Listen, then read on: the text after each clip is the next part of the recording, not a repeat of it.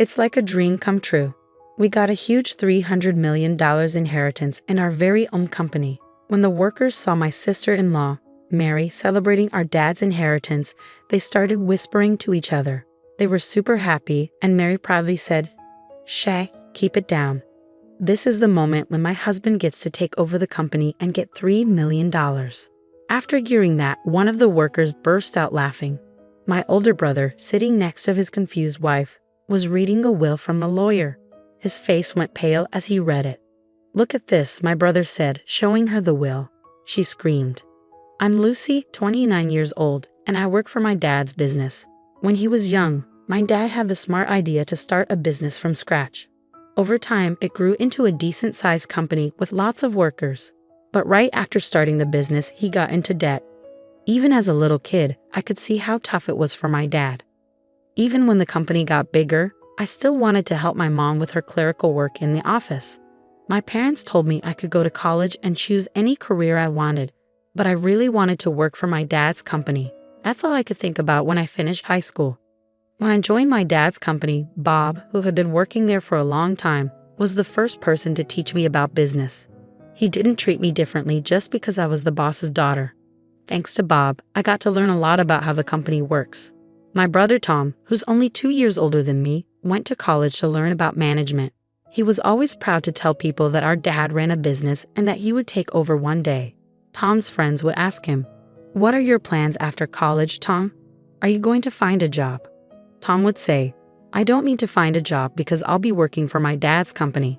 I'll become the president eventually, so I'm taking my time to learn about management until then." "Wow, you're going to be the next president. That sounds like a really stable future. I'm kinda jealous," one of Tom's friends said. "Tom, you have a younger sister too, right? Won't there be a competition over who gets to take over the company?" Another friend asked. "Yeah, I have a younger sister, but she's just finished high school and she's pretty down to earth," Tom replied. "You always say that, but I've heard she's actually doing some important work behind the scenes at the company. If I become president, I'll make sure to keep her on board as long as she listens to me," Tom assured. My brother was spending a lot of money and having fun, pretending it was all part of learning to be a business manager. He knew that if he acted well, he'd have lots of friends around him, and being the next president of the company made him popular with women who wanted to date him. He ended up marrying Mary, who was very flashy and attractive. They had a fancy wedding, went on a luxurious honeymoon overseas, built a big mansion, and started their life together. He said he did all this to look good as the future president of the company. Mary seemed happy with Tom.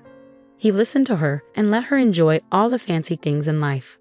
"I doubt she'd want a life like mine, where I work with my mom behind the scenes in my dad's company," I told someone. "Lucy, you don't seem like the CEO's daughter. You don't act like you're the president's daughter," she said. Mary would often laugh at me when we saw each other at family events. "I prefer a simpler life," I said. She looked at me like she felt sorry for me. "I pity you for being the president's daughter but not knowing how to spend money. You still live with your parents and have plenty of money, so you don't need to work hard. And with your title, shouldn't men be drawn to you?" My brother chimed in, "Yeah, she's right. Lucy's always been so humble. People wouldn't even guess her dad's the president. She treats everyone like equals. It's surprising. I still have a lot to learn in my job. Many of my colleagues are better than me, so I can't act like I'm the boss," I argued. But my brother looked shocked. "That's why you're not useful. A boss needs to stand out so they're respected by their team. Let others handle the simple tasks. It seems like only Dad and I are the bosses around here.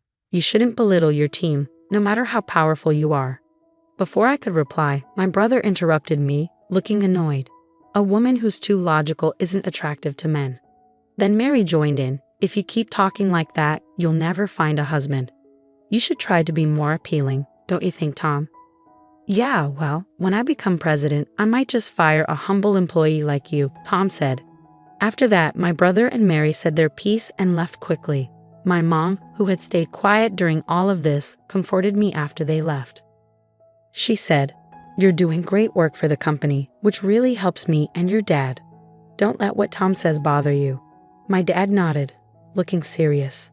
They had already told my brother to his face that they didn't like his ideas. But after that, My brother and Mary got upset and didn't come to our house for over a month.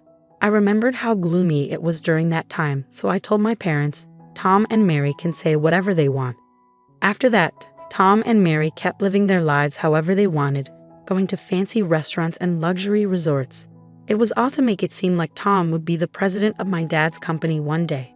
My dad was working really hard to grow his business, but one night at home, he started complaining of chest pain. "Dad, are you okay?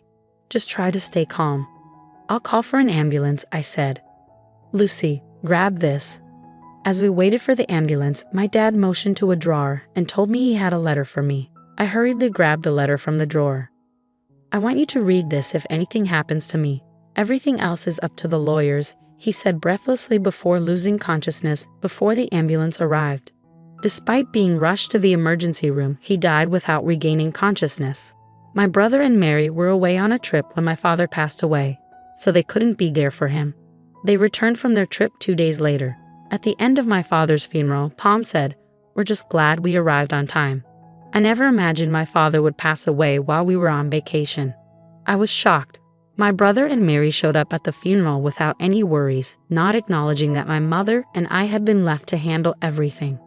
I talked to my brother about it in private, so the other employees wouldn't hear. "Couldn't you have come back home sooner?" I asked my brother in private. "What? I couldn't.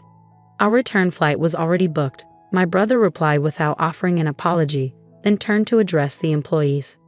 "Thank you all for your support. From now on, I'll be stepping into my father's shoes with dignity," he said. Mary glanced around at the employees, who had gone silent at my brother's words, and praised him, saying, "That's exactly what Tom would do." "Everyone's impressed, right? It's only natural, considering my husband's dignity." With pride, my brother said to me, "Lucy, isn't the ceremony about to begin? Please lead the way." I was annoyed by my brother's tardiness and his arrogance, but I led him and the employees to the meal ceremony table. My brother continued to act arrogantly as we ate. "Lucy, isn't the quality of this food questionable?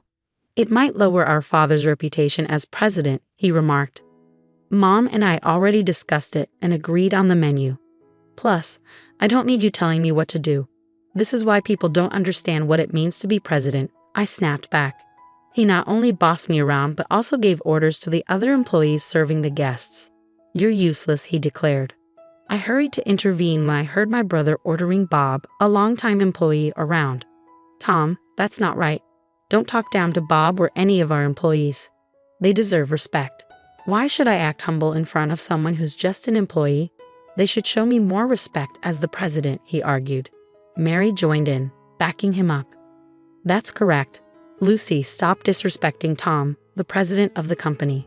If you keep disobeying him, he can fire you. He's in charge," she warned. Just as my brother and his wife were getting worked up, a man showed up. "Sorry to interrupt. Your father asked me to handle his inheritance," he revealed. He was the lawyer my father had hired while he was still alive. Then it hit me. My father had mentioned before he passed away that he had already hired a lawyer. It seemed he had been preparing for his death and had spoken with a lawyer a few years back. My brother and Mary's faces lit up when the lawyer mentioned inheritance. They eagerly welcomed him into their room. Tom said, "Thank you for coming. Let's get this done as soon as possible." But as he spoke with the lawyer, Tom started to cry. Wasn't my father's inheritance supposed to be $300 million? Mary, upon hearing this, couldn't contain her excitement. $300 million. That much money for our company is like a dream come true. The employees started whispering when they heard this. Mary proudly announced to the grieving employees, "Quiet down. This is the moment when the company and its $300 million inheritance passed to Tom." Upon hearing this, one of the employees burst into uncontrollable laughter. My brother had the will and was reading it next to Mary, who was puzzled by the employee's reaction. My brother's face went pale as he read, Mary, according to the will, the entire company will be inherited by the eldest daughter, Lucy," he stammered. He stared at the will for a moment, then erupted. "This can't be. It's wrong." The lawyer, sounding troubled, confirmed, "This is a legally binding will." My brother's voice grew more strained. "What? I can't believe this. How can Lucy become president instead of me?" "Maybe Dad was just getting old and forgetful," Mary chimed in. Yeah, your father wasn't thinking straight. A will made by someone losing their mind is worthless. Hearing this, I lost it. I couldn't stand by while they insulted my late father. I couldn't let anyone, even family, disrespect my father, who was a good man till the end. Stop. The idea of my brother Tom becoming president is even more absurd, in my opinion, I asserted. My brother was furious. What are you trying to say? That I'm not fit to be president? He snapped back. Without hesitation, I fired back, you're absolutely right. How can you lead this company if you've never contributed to it? Don't be ridiculous. Mary and I even built a mansion fit for a president, and we made sure to project the image, he defended. Building a mansion unsuited for a leader and dining extravagantly? That's not good for business. And didn't Dad cover most of the costs for that house and extravagance? How would you even know? I countered. Just before he passed, Dad left me a letter. In it, he outlined all the money he had spent on you and said he would give you a gift during his lifetime. So your share of the estate is practically nothing, I disclosed. Mary panicked. Hold on. Is the inheritance really worth $300 million? Have we already spent that much? It's not fair that we're left with so little. The employee who had been laughing earlier quickly approached Mary and explained that $300 million is from the company's assets, not personal wealth. I'm sure all the employees here understand that. Company funds aren't meant for inheritance, I clarified to Mary. Exactly. The company's money isn't meant to be divided among family members, so I doubt my brother's share is significant, I added. That's heartbreaking, Mary sighed. Oh no, Lucy. Mary was shocked. The inheritance? $300 million? My brother suddenly stood up as if he'd had a revelation and shouted at the employees, Do you really want a plain woman like Lucy as your company president? You must see that I'm more qualified. I have the same charm as my father. None of his colleagues sided with him. Bob took the lead and spoke to my brother. Your father, the one you're succeeding, was a charismatic founder of this company, but you and he are different. What you have is arrogance, not charisma. My brother flew into a rage when Bob calmly countered him. Tom, you may hold a position in our company, but us, the employees, hardly ever see you around. I don't have time for actual work in the company. I'm too busy networking with others. There's no time for menial tasks, my brother argued. Networking? Going on trips and partying all night? Is that what you call networking? That's hardly enough. Bob continued, meanwhile, Lucy's been putting in hard work every day, learning about the company while quietly handling her behind-the-scenes duties. I see the same dedication in her as I did in your father. Lucy is the right person for the job as far as all of us here at the company are concerned, Bob concluded. The other employees nodded in agreement. I was touched and responded, Thank you all so much. Honestly, I'm taken aback by this news, but having seen my father's passion for the company firsthand, I share the same dedication. I'm grateful for your continued support. The employees warmly applauded as I bowed deeply. Emboldened by their applause, I spoke firmly. Each one of you here is a valuable friend who has contributed to our business. Anyone who overlooks that isn't fit to be part of this company, let alone its president. Even the president can be fired by the employees. My brother grew annoyed upon hearing this. What are you talking about? I'm your brother. What are you even talking about? You were the one who said you'd fire me if you became president, brother. I reminded him.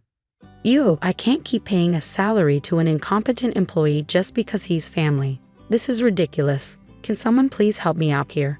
My brother pleaded for support from those around him, but all he got were cold stares from the employees. Seeing that nobody was backing him up, my brother and Mary left in a hurry. After that, Tom lost his job and relied on the small inheritance he received. But it didn't last long. Can you lend me some money, Lucy? He asked, kneeling before me. I was disgusted by my brother's behavior. Even after losing his job, he didn't try to find a new one and was still expecting help from the family. I firmly told my mother not to give him any money. His friends, who had once been supportive, turned their backs on him when they found out he lost his presidency to me, his sister. When Mary married my brother, she had envisioned being the wife of the company president, but none of her friends showed any sympathy for her. As their financial situation became dire, my brother and his wife decided to sell their mansion. The proceeds from the sale could have sustained their lifestyle, but without any income, their savings quickly dwindled. When they had nothing left to sell, they They struggled to cover their expenses. Eventually, they realized they needed to find work. However, no one was willing to hire them because they lacked any work experience. Eventually, Tom found a part-time job at a convenience store.